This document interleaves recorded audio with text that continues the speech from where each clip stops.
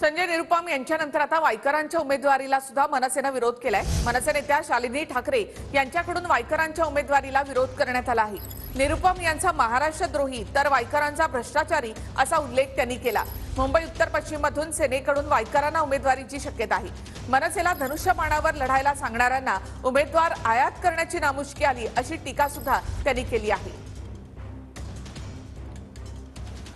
संजय निरुपमला तर त्याच्या स्वतःच्या पक्षाने हकालपट्टी केलेली आहे त्याची। त्यांनी आपल्या मराठी लोकांसाठी केलं काय इतकी वर्ष?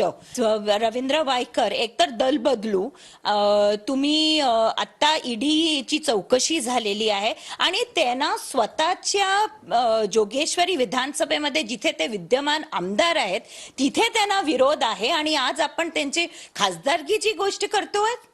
तर मी फक्त आमचे जे महाराष्ट्र सैनिक आहेत त्यांचे भावना व्यक्त केलेले आहेत आणि प्रश्न ते विचारतात की आम्ही अशा लोकांचा प्रचार कसा करायचं।